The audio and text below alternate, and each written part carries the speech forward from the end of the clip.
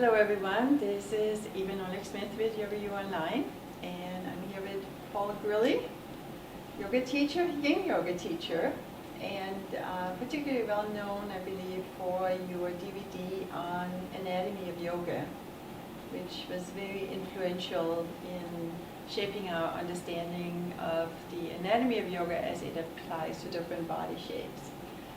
So Paul, welcome. Thank you so much for joining us. Thank you for having me. So we are here at the 2015 Fascia Research Congress. So tell us about what brought you here. Is this a new interest of yours or a longer-term interest? It's a longer-term interest, the interest in fascia. I was first introduced to fascia through the work of my teacher, Dr. Motoyama.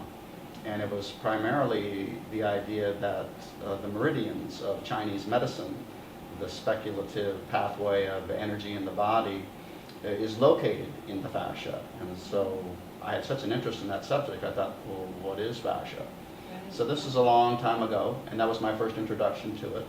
And so when fascia became a more fashionable subject, I was very excited about it because then it was easier to learn more about it. Yes. Up until that time, I had just enough sprinkling education to understand what Dr. Motoyama was talking about, but I couldn't dive into the more specific scientific literature and really get a grasp of it. So I think that fascia becoming a popular area of research has also spawned popularizations in the Right. literature addressed to less sophisticated audiences like myself, and I could fill in some of the gaps in my education and understand better the implications of the idea that meridians are in the fascia. Yeah. So do you want to talk about those implications? Are there research out now that indicates elements that might confirm that statement that the meridians are transmitted through the fascia? There's still a speculative, from what I've seen, and I'm not an auteur of all of the literature, but from what I've seen that's popular, that's in books, people are approaching the idea that meridians are in the fascia. Certain people like James Oshman and Dr. Langevin and others have say that's a pretty reasonable speculation. Yeah. So I think that yes, it's always affirming to one's opinions when other people, without an axe to grind, without a particular point of view that they're supporting overtly, without a book to sell or a style of yoga to promote, when they come to at least similar or supportive conclusions that fascia has an energetic component to it. I can't say that there's absolute evidence supporting Dr. Motoyama's original position, much beyond Dr. Motoyama's original work, which to me is quite compelling anyway. But it's reassuring that the fascia community is researching other areas of fascia, biomechanical aspects of fascia, which are all very important. But it was the original energetic theory that drew me to fascia. And I always have my ears pricked up if someone presents an idea of fascia either as energy conductive or energy itself. That's what pricks my ears up, even more than the biomechanics, even though the biomechanics is quite interesting. Yeah. So, and you teach primarily Yin Yoga. I do. And so how does this interest in fascia shape your understanding of what happens when people do Yin Yoga? And of course, Yin Yoga, we all know it involves staying in the poses for a longer period of time. But you may want to talk a little bit more about what's the rationale for that, what happens in Yin Yoga, and what is the relation to the experience of fascia as you do the poses. Well, be happy to talk about that. I do that for a living. But the first thing I want to say is that Yin Yoga is not the only system of yoga that benefits from or could adapt the idea that fascia is energetic. All forms of yoga, and in that sense, all forms of exercise have an energetic component. So sometimes I just want to dispel this idea that it's Yin Yoga that addresses the meridians of the body, that it's Yin Yoga that addresses the fascia of the body. All forms of yoga address the fascia of the body, and all forms of yoga, if fascia is the meridians of the body. I don't know how to do the singular and the plural mix there. If fascia is where the meridians are, then all forms of yoga affect fascia, and in that sense, all forms of yoga affect the meridians. So that's the first thing I want to say. I'm not here to promote yin as especially effective in meridian stimulation or health-producing effects. It's just that the form of yoga I'm familiar with most, that I teach the most. So when I do presentations, I talk about how yin yoga affects the fascia. But the internet being what it is, social media being what it is, people sometimes immediately start setting up camps of, well, this form of yoga is, for the fascia, it's better for the fascia, it's better for the meridians, and none of that is true. It's all affecting the fascia, and if fascia is meridians, it's all affecting meridians. So that little caveat aside, Yin Yoga is especially effective, I think, because it's a gentle practice. You hold it for a long time. You can very closely moderate how much tension you put into a pose. Because you're allowed to use props or blankets or your elbows. You're not forced to get into a pose in any specific time frame. So you can go into a pose, you can modulate as much stress as you want, you can have more, you can have less. And so you can sit there and you can observe internally, introspectively, you can feel the change in your body happening more slowly.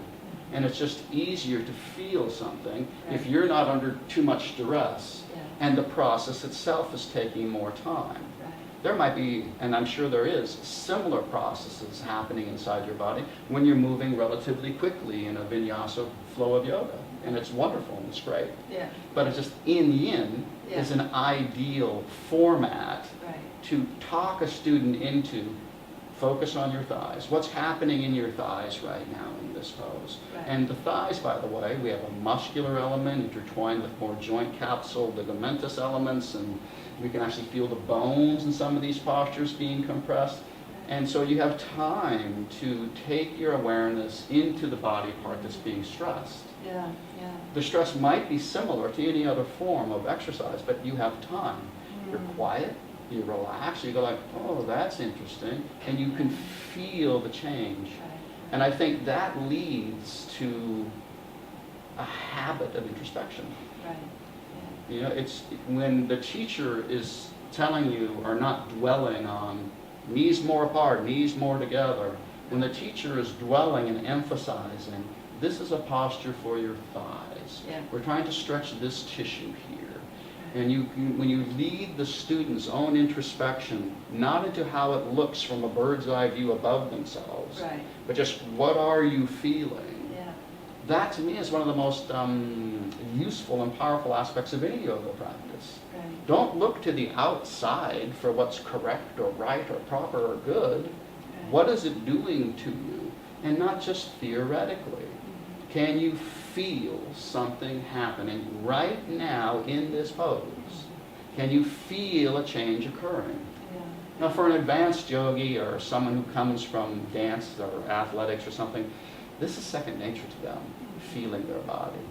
But yoga now is an educating, self-reflective type of practice that people who aren't necessarily gifted and spent a lifetime moving and bending their body, they're doing yoga 2-3 times a week maybe, and it's a time for them to become more introspective about their bodies.